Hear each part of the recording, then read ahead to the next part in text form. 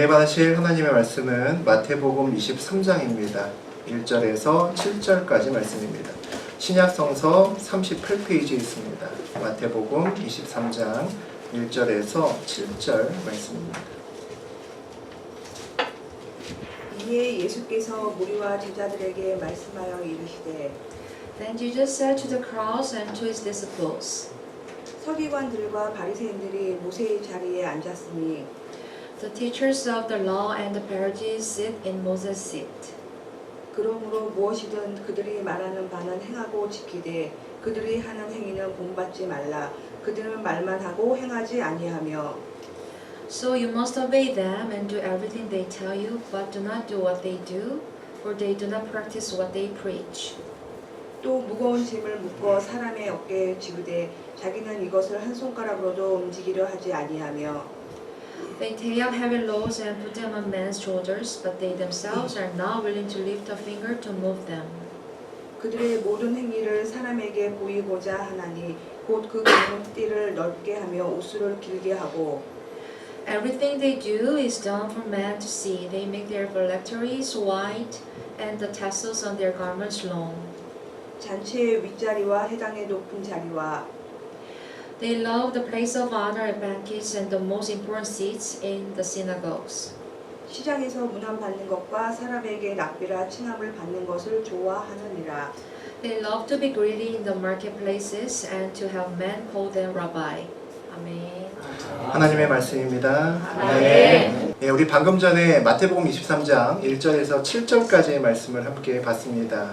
이 내용 가지고 좋은 선생님과 참제자로 살아가는 삶, 좋은 선생님과 참제자로 살아가는 삶이라는 제목으로 함께 은혜를 나누겠습니다. 우리가 살아가다가 당신은 좋은 선생님이십니까? 라고 질문을 받으시면 어떤 느낌이 드시는지 모르겠습니다. 좋은 선생님은 어떤 사람일까요? 잘 가르치는 사람, 남을 잘 이해시키는 사람, 지식이 많은 사람, 그런 특성들을 가지고 있겠죠. 반대로 당신은 좋은 제자입니까? 라고 물으시면 여러분은 무슨 생각이 드시는지 모르겠습니다. 잘 배우는 사람, 열심히 배우는 사람, 또 하나를 가르쳐주면 열을 하는 사람, 이런 사람들이 좋은 제자일 수 있겠죠. 우리는 모두 제자이기도 하고 한편으로는 또 선생님이기도 합니다. 우리는 어떤 분야에 대해서는 남들을 그래도 좀 가르칠 만큼 많이 아는 분야가 있고 또 어떤 분야는 내가 정말 몰라서 누구의 도움을 반드시 받아야 되는 그런 분야들도 있습니다. 교회 안에서 성경과 교회 내에 이런저런 규칙과 규율들을 많이 아는 사람들이 있고 또 교회에 온 지 얼마 되시지 않는 분들은 그런 것들에 대해 상당히 많이 모르시는 분들이 있습니다.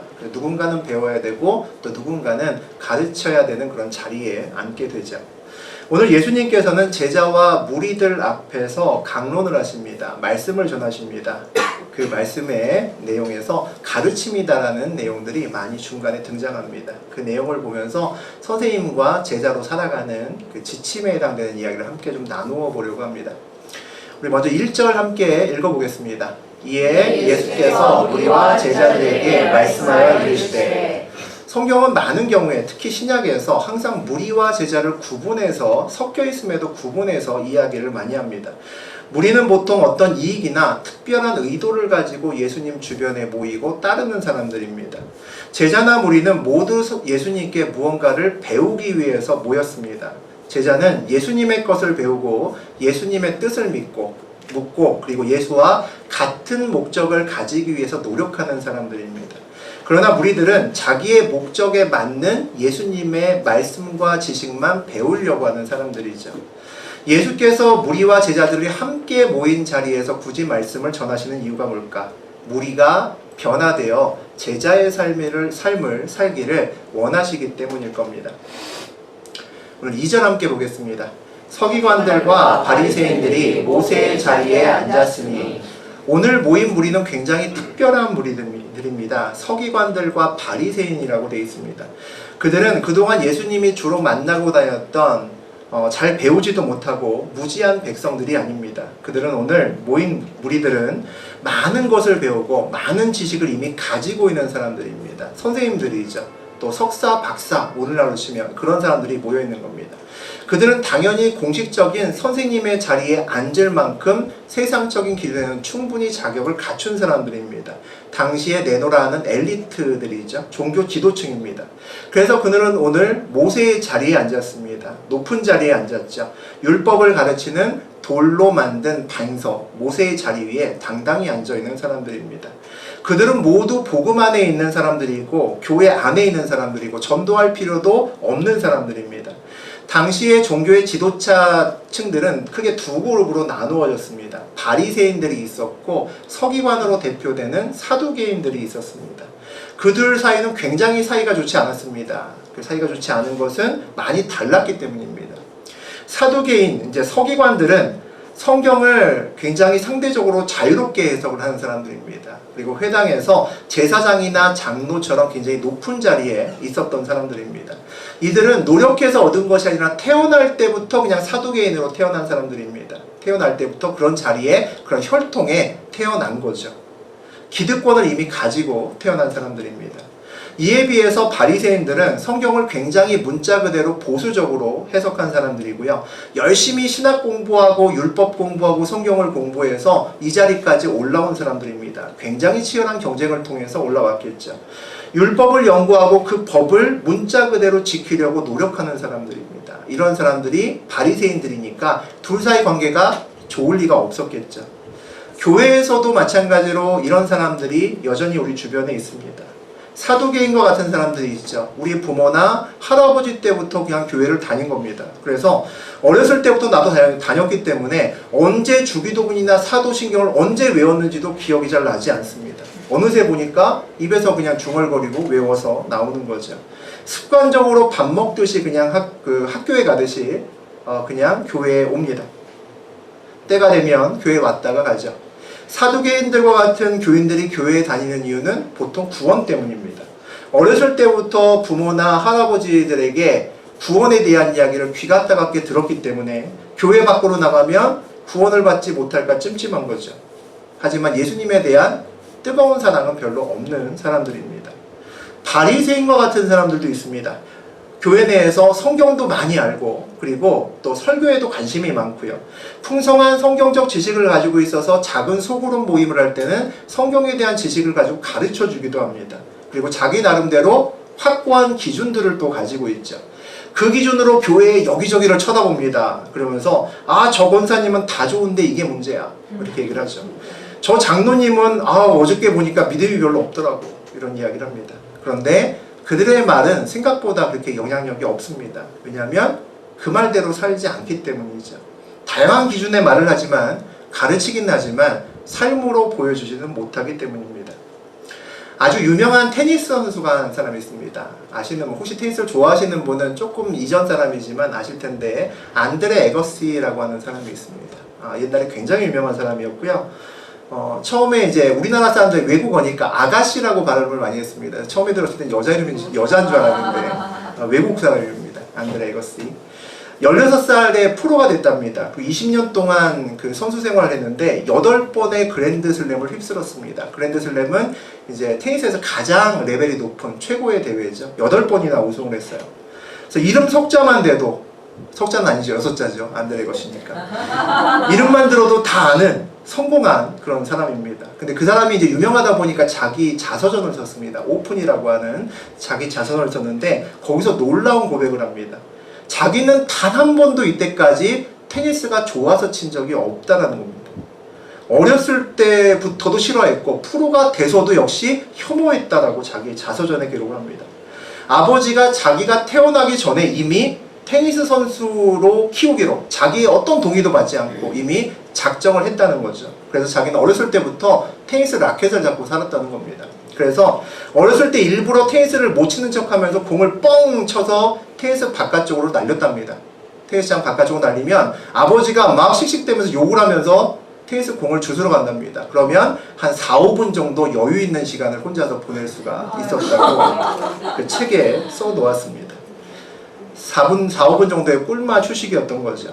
에거시는 자서전에서 중간중간에 계속 고백합니다. 테니스는 내가 스스로 선택한 삶이 아니다.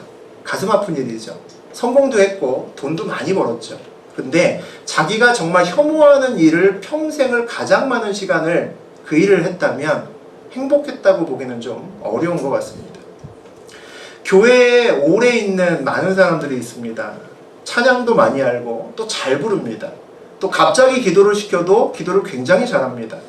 그런데 마음속에 에거시와 같은 마음을 갖고 있는 사람들이 있습니다. 이건 내가 선택한 삶이 아닌데, 교회에 부모부터 교회에 다니기 시작해서 내 의사와 상관없이 어느 날 자리에 앉아있는 사람들이 있습니다.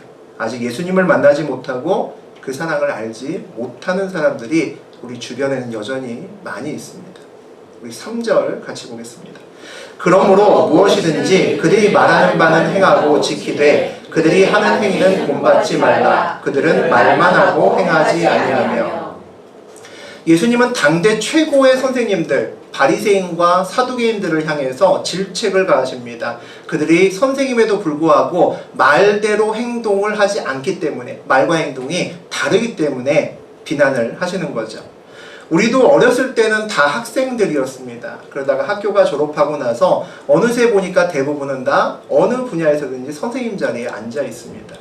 자격증을 따기 위해서 가끔 학원도 다니고 공부도 하고 배움의 자리에 가지만 지혜라고 하는 부분에 있어서는 더 이상 배우려고 하지 않습니다. 지식과 지혜는 좀 다르다라고 생각합니다. 지식은 내가 시간을 들여서 책을 보고 누구의 지식을 들으면서 공부하는 겁니다. 그걸 외워서 문자 그대로 내가 받아들이는 것을 지식이라고 부릅니다. 지혜는 내가 나의 지식을 시간을 들여서 내 안에 깊이 받아들이고 수용하는 겁니다. 지식의 그 배우, 뒷면을 보고 감추어진 행간의 뜻을 읽을 때 우리는 보통 그것을 지혜라는 말로 부를 수 있습니다. 지식은 머리로 이해하지만 지혜는 가슴으로, 마음으로 이해하는 겁니다. 지식이 지혜로 바뀌려면 머리에서 마음까지 옮겨가야 됩니다. 머리에서 마음까지 50cm나 채 될까 말까한 그 정도의 길이가 생각보다는 굉장히 멀고 험난한 여정입니다. 말하는 것은 쉽고 행동하는 것은 어렵다라고 다들 이야기합니다. 다 아는 이야기죠. 말하는 것이 쉽다는 것은 지식을 얘기하는 겁니다. 내가 알고 있는 지식을 그저 말하는 것은 별로 어렵지 않습니다. 그런데 내가 아는 지식 중에서 내 삶을 변화시키고 행동으로 나타나는 지식이 있다면 그것은 내 삶의 지혜가 됩니다. 나의 행동으로 나타내는 지혜는 힘이 있죠. 그 지혜의 힘을 남에게 보이는 것은 쉽지 않습니다. 하지만 그 힘이 바깥쪽으로 드러날 때 다른 사람의 삶도 바꿀 수 있는 힘이 나타나죠. 파란 신호등에서만 건너야 해. 우리 애들한테 잘 얘기하죠. 우리 하라나 유라나 우리 친구들, 진아나 이런 친구들한테 얘기를 합니다. 오른손을 꼭 들고 좌우를 잘 살피고 건너야 돼. 그럽니다. 그렇게 얘기하고 엄마가 뒤돌아서서 횡단보도 아닌 곳을 그냥 뚜벅뚜벅 걸어가면 아이들은 엄마의 말을 들을까요? 엄마의 행동을 보고 따를까요? 우리는 자주 아이들에게 말로 가르치는 것으로 충분하다고 생각할 때가 많이 있습니다. 그런데 아이들은 나의 말을 듣지만 내 행동을 보고 그 행동이 더 기억에 오래 남습니다. 선생님의 자리가 정말 어려운 이유는 말뿐이 아니라 행동으로 가르쳐야 되기 때문에 그 자리의 무게가 무겁게 느껴지는 겁니다. 지식뿐만 아니라 지혜도 가르쳐야 되기 때문이죠. 다른 사람의 마음에 남는 것을 가르쳐서 그들의 행동과 삶도 살아있게 바꿔줄 수 있는 지혜를 전달해야 되기 때문에 그 자리가 어려운 거죠. 이 4절 한번 보겠습니다.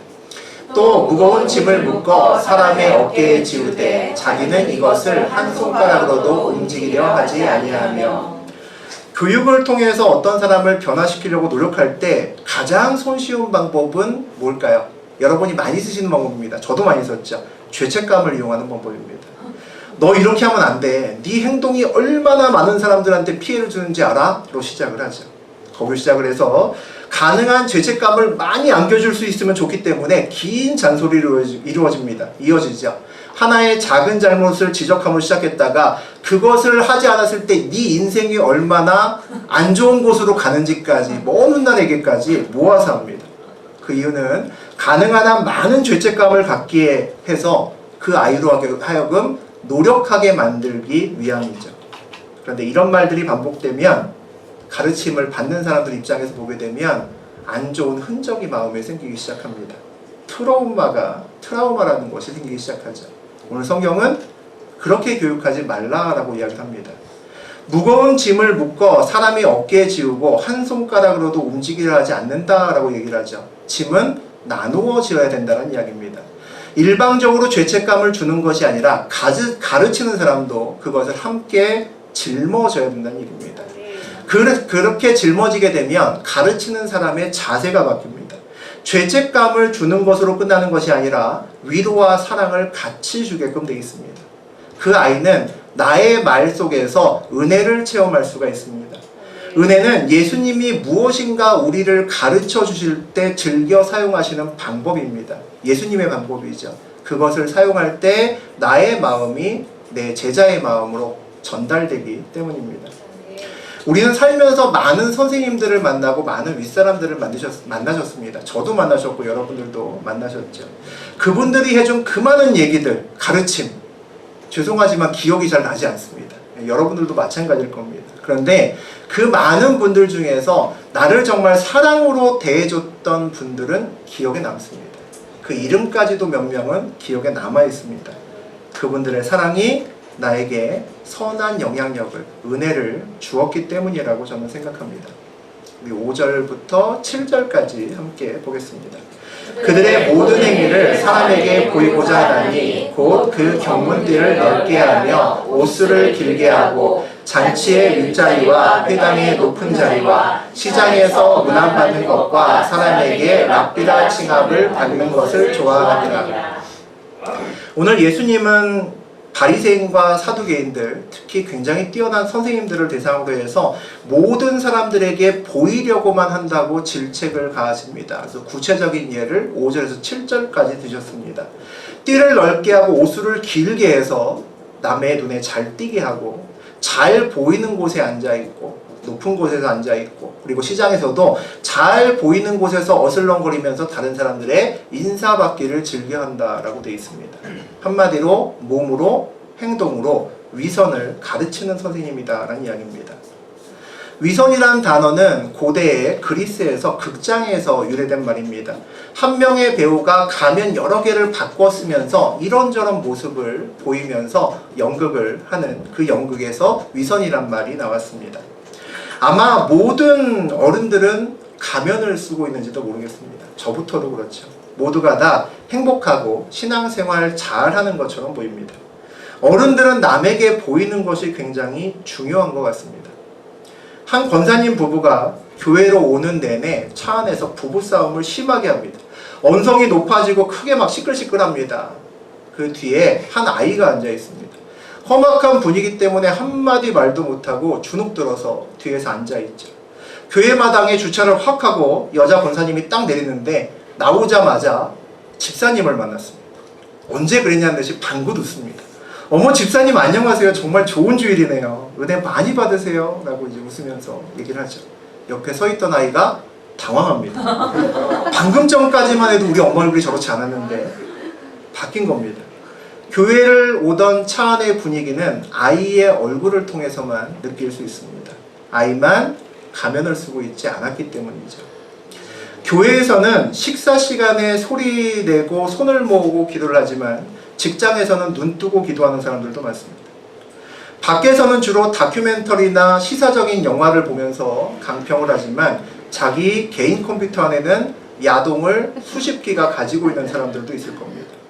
교회에서는 믿음이 최고라고 하면서 밖에서는 교회는 안 다녀도 서울대 다니고 삼성 다니고 연봉을 많이 받는 내 아들을 자랑합니다. 그리고 마지막에 살짝 붙이죠. 우리 아들 이제 예수만 믿으면 되는데. 그런 건가요? 예수 안 믿으면 다른 거 다 잘해도 소용없잖아요. 예수 안 믿고 만약에 잘 살 수 있다면 그건 정말 큰 문제일 수 있죠. 우리는 그렇게 자랐습니다. 그렇게 자라면서 어른에게 배우고 부모와 선생님에게 배우면서 가면을 쓰는 법을 배우기 시작합니다. 그래서 어른이 되면 만나도 가면 뒤에 진짜 얼굴을 보기가 어렵습니다. 그래서 남을 보면 늘 행복한 것 같고 나를 보면 늘 불행한 것 같습니다. 남의 얼굴을 볼 때는 가면을 보지만 나를 볼 때는 나의 민낯을 그냥 볼 수밖에 없기 때문이죠. 많은 사람들을 만나서 이런저런 얘기를 깊이 듣다 보면 한 가지 느끼는 것이 있습니다. 공평하다라는 생각이 듭니다.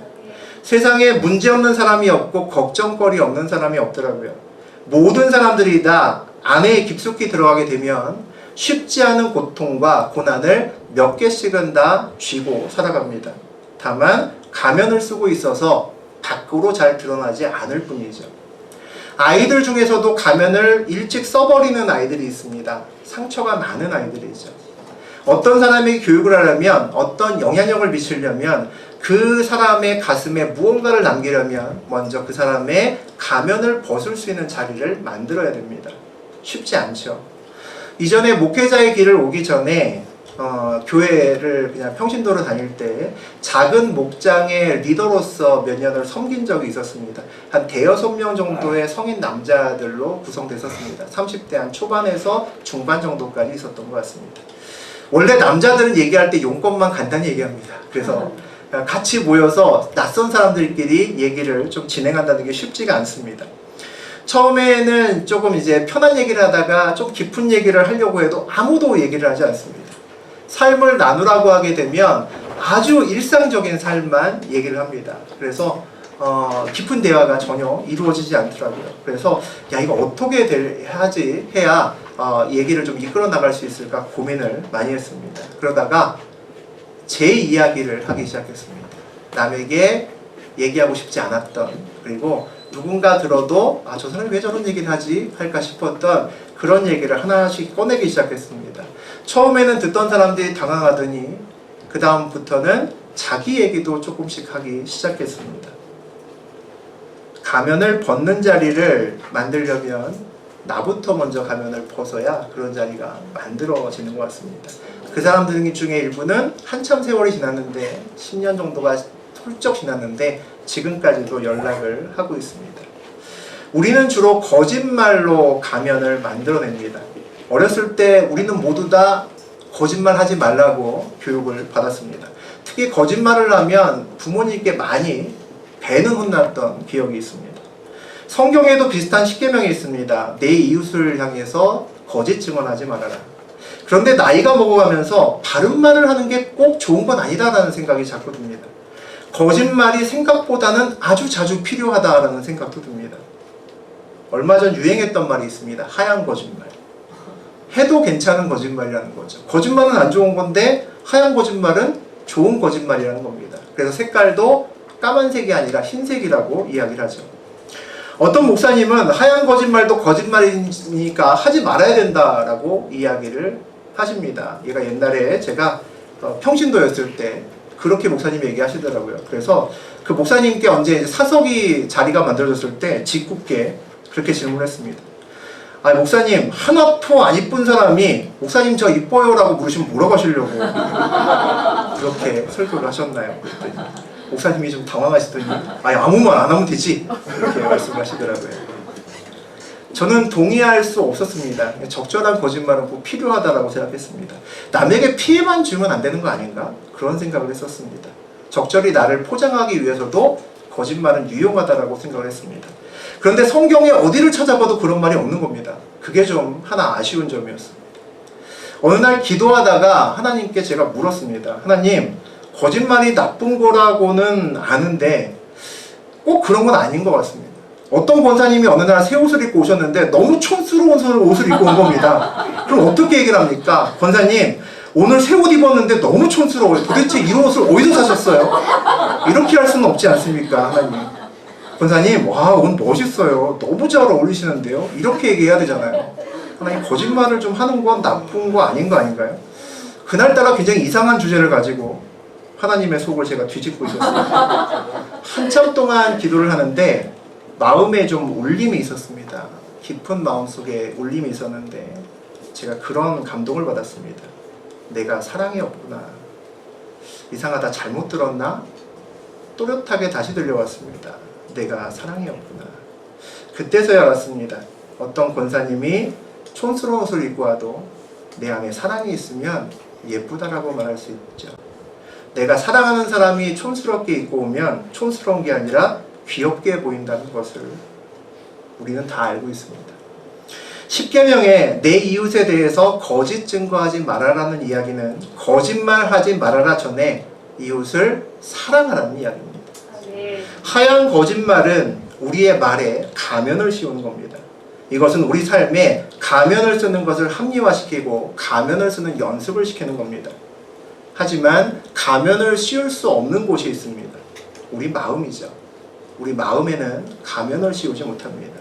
그리고 하나님은 우리 마음을 보시죠. 문제는 거기에 있습니다. 8절에서 10절까지 내용을 보게 되면 같은 말이 반복됩니다. 너희는 다 형제다. 너희 아버지는 한 분이고 곧 하늘에 계신 자다. 10절에 보면 너희 지도자는 한 분이시니 곧 그리스도다. 전부 다 한 가지 이야기입니다. 우리의 랍비, 아버지, 선생님은 모두 한 분, 하나님이시라는 거죠. 우리가 따라가야 될 분은 하나님 한 분밖에 없다라고 말을 하고 있는 겁니다. 이 내용을 이야기를 하면 잠언 9장 10절로 할 수가 있습니다. 우리 한번 읽어보겠습니다. 여호와를 경외하는 것이 지혜의 근본이요 거룩하신 자를 아는 것이 명철이니라. 성경은 여호와를 경외하는 것, 여호와를 두려워하는 것, 공경하는 것이 지혜의 근본이라고 부릅니다. 왜냐하면 모든 지혜는 하나님으로부터 나오기 때문입니다.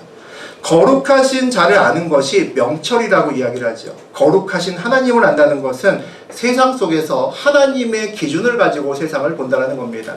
세상은 돈과 이익을 기준으로 돌아가는데 어느 한 사람이 하나님을 기준으로 세상을 보게 되면 그동안 보이지 않았던 감추어진 다른 것들이 드러나고 그것을 볼 수가 있습니다. 그것을 성경은 명철이라고 이야기를 합니다. 사두개인과 바리새인들은 모세의 자리에 모두 앉아 있습니다. 말로는 다른 사람을 가르치기 위해서 반석 위에 높은 자리에 앉아 있다라고 생각을 했겠지만 모세의 자리라고 하는 말에는 다른 의미의 말이 있습니다. 성경의 두루마리를 받치고 있는 받침대라는 의미가 있습니다. 그들은 전부 다 반석 위가 아니라 실제로는 하나님 말씀 아래에 겸손히 서서 가르쳐야 된다는 이야기입니다. 말씀 아래 서서 겸손한 마음을 늘 잃지 말아야 된다는 이야기죠. 마지막 13절에 보게 되면 우리 오늘 읽진 않았지만 바리새인들과 서기관들에게 예수님께서 굉장히 강하게 비난하는 여러 가지 말 중에서 제일 처음에 나오는 말입니다. 우리 13절 하나만 더 읽어보겠습니다. 화 있을진저 외식하는 서기관들과 바리새인들이여 너희는 천국문에 너희도 들어가지 않고 들어가려 하는 자도 들어가지 못하게 하는도다. 예수님께서는 그 똑똑하고 대단한 지식을 갖고 있는 바리새인들과 사두개인들을 크게 나무라십니다. 천국문을 닫고 자기도 들어가지 못하고 남도 들어가지 못하게 닫아버린다는 거죠. 죄책감을 심어주는 교육, 짐을 지워주는 교육은 그 사람을 참다운 인생길로 데려가기 어렵습니다. 더구나 자기도 그런 삶을 살지 못하면서 말로만 교육하는 것은 그 사람을 진리의 길에서 오히려 멀어지게 만들 수 있는 거죠. 교회를 열심히 다니는 권사님이나 집사님들이 밖에서 큰 죄를 짓거나 다른 사람들도 하지 않는 행동을 하게 되면 전도를 막을 겁니다. 그 사람을 보고 교회 근처로 오던 사람도 돌아갈 겁니다. 예수님과 만나는 길목에서 문을 닫는 역할을 하게 되겠죠. 마태복음 16장 19절에 보게 되면 이런 이야기가 나옵니다. 예수님께서 천국 열쇠를 주겠다라고 얘기를 합니다. 이 얘기는 베드로 제자에게 한 이야기죠. 베드로 위에 예수님께서는 교회를 세우겠다고 하셨기 때문에 천국 열쇠는 교회에게 준 거고 교회에 함께 있는 저하고 여러분에게 천국 열쇠를 주었다는 겁니다. 천국 열쇠, 열쇠는 문을 열 때도 쓰이지만 닫을 때도 쓰입니다. 열쇠를 가진 자들이 두려워해야 되는 일인 거죠. 예수님이라는 천국문으로 가는 세상 속에서 천국의 통로의 역할을 해야 되는 것이 우리들입니다. 사람들은 우리를 통해 예수님을 보고 우리를 통해 천국을 봅니다. 우리가 예수님의 참된 제자가 되어야 되고 세상에서 좋은 선생님이 되어야 되는 이유가 됩니다. 우리가 예수님의 제자답게 살지 못하면 우리에게 주어진 열쇠로 천국문을 닫고 있는지도 모릅니다. 우리에게 주어진 열쇠는 늘 다른 사람들에게 천국문, 예수께로 올 수 있는 길을 열어주는 열쇠로 사용을 하셔야 됩니다. 아이들에게 짐을 주어주는 것이 아니라 위로와 사랑을 주는, 은혜를 주는 선생님들 되셨으면 좋겠습니다. 반석 위에서가 아니라 하나님의 말씀의 두루마리 아래에서 아이들을 가르치는 선생님 되셨으면 좋겠습니다. 아멘. 지식만 가르치는 것이 아니라 사랑으로 지혜를 가슴에 심어줌으로써 아이들의 삶을 바꿔줄 수 있는 그런 선생님들 되셨으면 좋겠습니다. 아멘. 그리고 가면 없는 진실한 마음으로 예수님을 따르는 참된 제자 되는 그런 삶을 사시는 그런 선생님들 되셨으면 좋겠습니다. 아멘. 그런 삶을 살기로 결단하는 오늘 시간이 되셨으면 좋겠습니다. 아멘. 기도하겠습니다. 주님, 오늘 주님의 말씀을 나누었습니다. 주님, 오늘 참된 제자와 참된 선생님에 대해서 하나님께서, 예수님께서 말씀하신 이야기를 들었습니다. 하나님, 우리도 가면 없는 마음으로 주님을 따라가기를 원합니다. 또 주님을 따라가면서 주님의 마음을 가지고 주님의 사랑을 가지고 우리 아이들과 주변 사람들에게 많은 것들을 나누고 가르치기를 원합니다. 오직 선생님은, 오직 랍비는 주님 한 분밖에 없습니다. 우리는 주님의 길을 따라서 주님의 사랑을 가르치고 주님의 마음을 심어줌으로써 우리 주변에 있는 아이들이 주님께 가까이 갈 수 있는 통로를 열어주는 것들입니다. 그 사람의 마음을 주님께 붙여서 새로운 삶을 살기로 결단하는 지혜를 심어주는 것이 우리의 일입니다. 우리가 주님의 바른 제자로서 살고 세상 나가서 많은 어린이들에게, 아이들에게 참된 선생님이 되는 그런 삶을 살 수 있도록 주님 우리와 함께하여 주옵소서. 이 모든 말씀 우리 주 예수 그리스도의 이름으로 기도드립니다. 아멘.